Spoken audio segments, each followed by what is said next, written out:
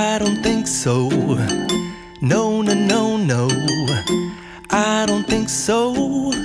No, no, no, no. It's never, ever, ever, ever, ever, ever gonna happen.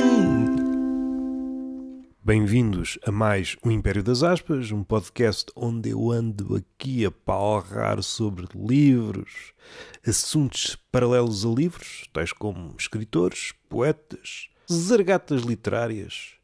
Hoje, num tom mais corrido, vou falar de um livro que li há dias, um livro pequenito em dimensão, mas grande em conteúdo, Comunidade de Luís Pacheco.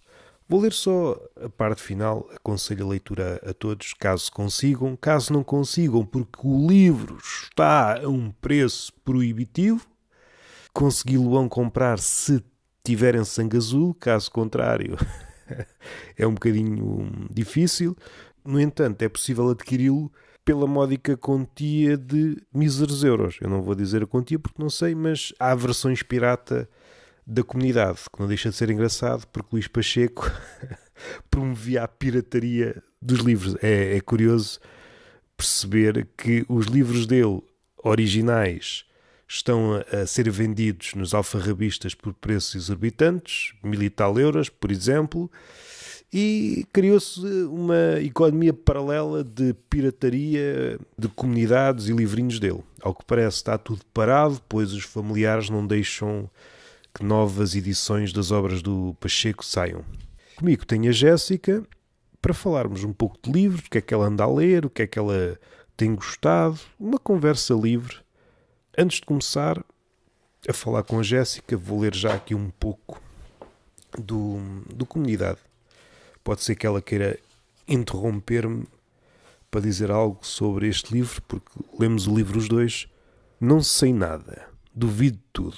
Desci ao fundo dos fundos, lá onde se confunde a lama com o sangue, as fezes, o pus, o vómito. Fui até às entranhas da besta e não me arrependo. Não sei do futuro e o passado quase esqueci. Li muito e foi pior. Conheci gente estranha nesta viagem. Pobre gente, estúpidos de medo, doidos espertalhões, toscos patarecos, foliões e parasitas da vida. Parasitas, os mais criminosos estes, chulos do próprio talento, desperdiçando tudo. As horas do relógio, deles e dos outros, e as virtudes deles e dos outros. Os defeitos de todos, que tudo tem o seu calor e o seu exemplo, ou frustrados, falhados, tentando arrastar os mais para o poço onde se deixaram cair por lazeira ou cobardia, impotência de criar. Mas o coveiro nada perdoa. Cadáveres adiados, fedorentos, viciosos, de manhas e muito mal mascarados. Uma caca a respirar. Ora, deixem-me que lhes diga. Um cadáver nunca terá razão, mesmo que a tivesse tido antes. Um estúpido, um cobardola é para rir e chorar, porque a estupidez e o medo não têm medida. Um patareco, dá-se-lhe um pontapé no cu. Um parasita, esborracha-se por nojo, e a um folião fazemos notar que não lhes achamos graça nenhuma. E fugir dos frustrados e falhados, que é a malta mais tratante e castradora que existe. Mas um bebé, uma rapariga com um filho ao colo, os bambinos em volta, são os bichos mais exigentes e precisados de tudo. E há que lhes dar tudo. Eis, senhores, porque saúde amanhã e faço gosto em haver ainda uma vez. Eis porque a pardalada me incita. E no riso do meu Paulo Locas, uma leve ironia contente me desperta, babado em leite e ternura. Somos puros. Sabemos e cumprimos. Bem-aventurados somos e vós também. Se sabeis estas coisas, bem-aventurados sereis, se as praticardes. Esta é a conclusão da Comunidade do Luís Pacheco. Passo a emissão para o estúdio. A minha cara com pincha de podcast deste episódio, Jéssica. Jéssica, o que é que te apraz dizer sobre a Comunidade? Gostaste do livro? Eu gostei e continuo a achar que me remete à fábrica de chocolates em que a visão são eles todos na mesma cama. É muito nu, muito cru. parece-me que era uma realidade mais ou menos presente no Portugal de há umas décadas. Aquela pobreza extrema em que aquilo que se diz de uma sardinha tem que dar para não sei quantos, não é? E uma cama tinha que dar para não sei quantos também. A verdade é que nunca ouvi tal relato. Talvez também a verdade é que as pessoas escondem muito esta pobreza extrema. Provavelmente nunca seria algo fácil de se ouvir. Mas por isso é que acho que é muito mais impactante o que ele escreve. Porque relata provavelmente acontecimentos muito próximos dos reais em muitas famílias, se calhar. Já conhecias o Luís Pacheco? Não. Ficaste com vontade de ler mais qualquer coisa? Sim, eu acho que oferece um tipo de escrita que não é muito fácil de encontrar. As suas leituras, como é que estão nos últimos tempos? O que é que tens lido? Onde é que tens desperdiçado os olhos? Ando a ler os diários e os apontamentos da Susan Sontag, que era uma personalidade que eu não conhecia. Decidi começar pelos diários porque achei interessante o facto dela escrever desde muito nova. Quando ela morreu deixou cerca de 100 cadernos e o filho decidiu reunir e fazer uma edição. Estou a ler o primeiro volume, pelos vistos tem mais do que um. E basicamente acho interessante ela ter... Só uma à parte. Esse é o primeiro volume? Esse livro está aí aqui na cama? É o primeiro volume e, segundo percebi, o segundo não tem tradução para português e acho que nem sequer há um terceiro do que eu pesquisei. Pois, conheço a obra da Susan, mas esse livro por acaso não conheço. Não me parece que haja novas edições de diários. Sim, o segundo não foi traduzido, só em inglês.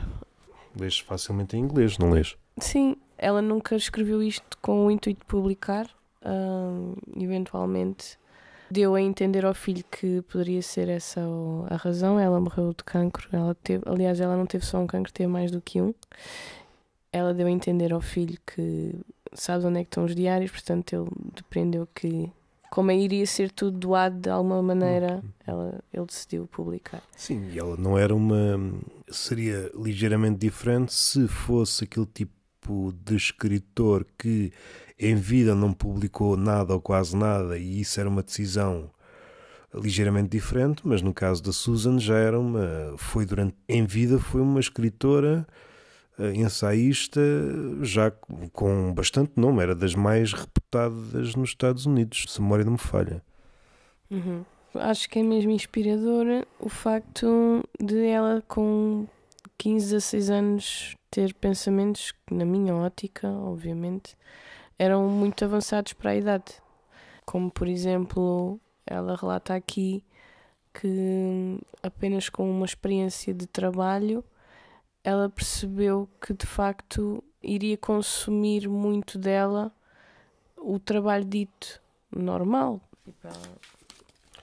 Enquanto procuras, isso por acaso é um tema, durante algum tempo era trazido à baila, nem que seja em conversa de artistas, e sempre foi um tema bastante importante. Já que isto, em princípio, não dá para fazer vida a tempo inteiro, deixa-me arranjar aqui um trabalho que não me consuma mentalmente para... Por isso que muitos escritores às vezes usavam, sei lá, o trabalho bibliotecário, trabalhos em que pudessem, com margem, ler. Muitos escritores estiveram nesse impasse de encontrar ocupações que durante o trabalho conseguissem ler. Mesmo os trabalhos que nós pensamos mais livres encheram-se com burocracia. Por acaso já há algum tempo não vou às bibliotecas aqui perto de casa, mas eu recordo-me das últimas vezes, mesmo as bibliotecárias estão presas em trabalhinhos de nhanha.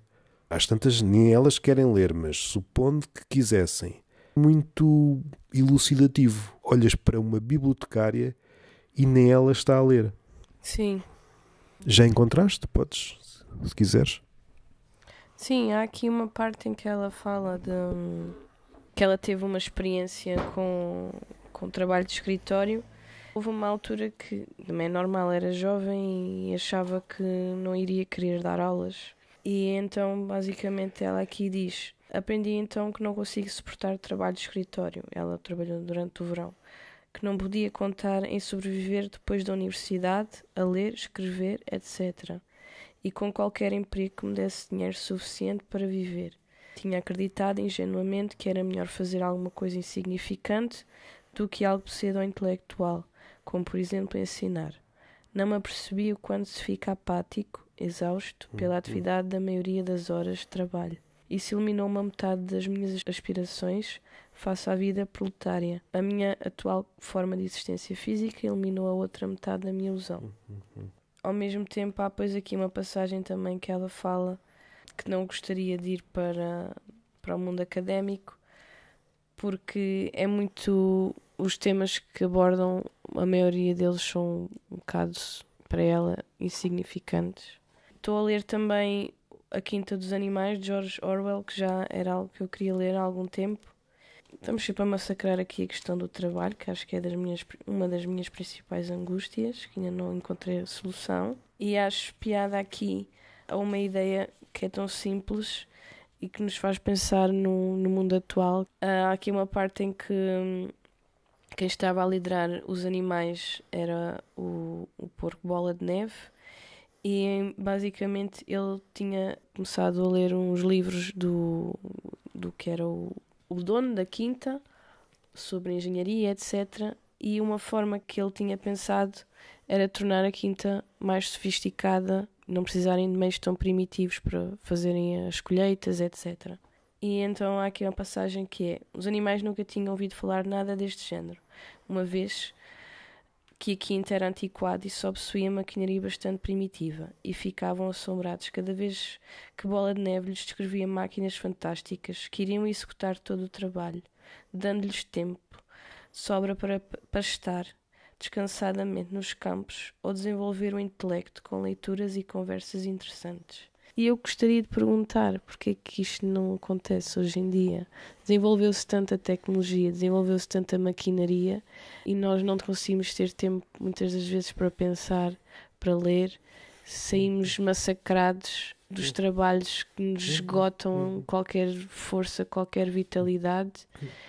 E... Até acho que há uma ligação entre isso que acabaste de ler e aquele parágrafo da Susan. Sim, há, porque acho que acabo por andar como um peixe, uma pescadinha de rabo na boca, à volta do mesmo tema, sem conseguir encontrar aqui uma forma de sair. Feliz ou infelizmente, como todos, nós todos temos o nosso percurso, e acho que acabo por me inspirar ou admirar de uma forma a Susan, porque ela desde criança que ela sabia muito bem o que ela queria. E quando tu não sabes, por algum motivo, vais acabar por ser influenciado, seja por um colega, por um amigo, por um familiar, por um professor, ou seja pelo que for, a ir por uma área porque tu não fazes a mínima ideia, não tens experiência, nem todas as pessoas se calhar têm uma desenvoltura ou não tiveram a oportunidade de desenvolver os seus gostos. E às tantas vezes com 30, ou às vezes com mais anos, e não fazes a mínima ideia para onde ir, porque parece que o mundo, muitas das vezes o que eu sinto é que à medida que o tempo passa, as paredes vão-se cada vez apertando mais e tu tens consciência de, como é óbvio, somos seres finitos, vamos acabar por morrer, e eu sinto, não pode ser só isto, tem que haver aqui uma forma de encontrar uma brecha e perceber o que é que realmente eu gostaria de me dedicar. Sei lá, para quem não teve a oportunidade de contactar ainda com coisas suficientes, eu acho que tentar entrar aqui por pessoas que já pensaram sobre as coisas, acho que pode ser um caminho, não sei. Eu acho que o problema que a Susan levanta e o que está presente no Triunfo dos Porcos... Quinta dos Animais. Eu gosto mais do Triunfo dos Porcos. Eu gosto do Triunfo dos Porcos. E já agora até podemos... Mas já vamos aí em relação aos vários nomes deste livro. No caso da Susan, parece-me que não tem na equação a tecnologia, ou pelo menos não está à vista. É mais a noção de que qual é o melhor jogo nesta sociedade que te vai espremer de alguma forma. Ela sabe exatamente o que quer fazer, mas aquilo que quer fazer, à partida, não lhe dará meios de subsistência. curioso como isso era um tema falado e às vezes escrito mesmo entre escritores portugueses. Alguns até optaram por trabalhos que permitiam que houvesse margem, como bibliotecário, e mesmo esses trabalhos foram se tornando carregadamente burocráticos. Se a preocupação da Susan é o que é que eu escolho, porque a partir do momento que eu escolho posso ser exprimida, seja fisicamente, seja psicologicamente. Uma das soluções para resolver o problema da Susan durante algum tempo, que foi aquela que muitos escritores usaram, é: eu não vou para um trabalho alegadamente intelectual porque vou ser exprimido, eu vou para um trabalho braçal, espatifo ao corpo, mas fico com a cabecinha saudável para depois, fora desse trabalho, ir por aí. Entretanto, a sociedade foi para o outro lado e não há nenhum trabalho 100% braçal. Ou melhor, pode eventualmente ser-lo, mas há uma espécie de nuvem que te espreme a cabeça com pequenas merdinhas. A ideia de que podes eventualmente estar a pensar numa coisa que não o trabalho durante o trabalho azucrina a cabeça dos superiores. Se havia essa resposta há uns anos, umas décadas, trabalho braçal, uma coisa que eu não gosto, mas fico a cabeça livre para depois fazer o trabalho intelectual que gosto, o trabalho criativo. Depois havia o lado, vou fazer um trabalho criativo, só que depois a Susan descobriu rapidamente esse trabalho é só alegadamente criativo, porque assim que chega lá percebe, isto está tudo feito, isto é só decorar o guião e daí para a frente. Por isso é que ela não se interessa, ou não se interessou, eu acho que eventualmente ela foi lá para o meio académico, percebeu as manhas do meio académico. No caso do Triunfo dos Porcos, tem que ver também com a tecnologia, porque a tecnologia, e nós sabemos porque vivemos no século XXI, chega sempre com a promessa, agora é que vai ser, vai nos libertar de qualquer coisa, e decorrem uns tempinhos e damos-nos conta que, para utilizar uma expressão muito cara ao Herbert Welder, aquilo que se apresentou como uma libertação transforma-se numa servidão. Ficamos ainda mais agrilhoados a algo que se apresentou como uma espécie de Salvador, mini Salvador. E nesse cenário, nós olhamos ao espelho e percebemos que somos uma espécie de prisioneiro ao qual foi adicionado mais uma bola de chumbo, mais uma bola de chumbo. É o perigo, porque nós estamos tão necessitados de libertação que a primeira coisa que aparece, agarramos a ela. Agora, recentemente, ou se fizermos assim uma trajetória, as últimas coisas, redes sociais, antes disso a internet, agora muito mais recentemente a inteligência artificial, qualquer uma destas coisas, o ser humano típico agarra-se a ela como se fosse a saída. Agora é a saída. E decorrem uns anos, uns meses, depois depende da ponderação de cada um e dá-se conta, enterrei-me ainda mais.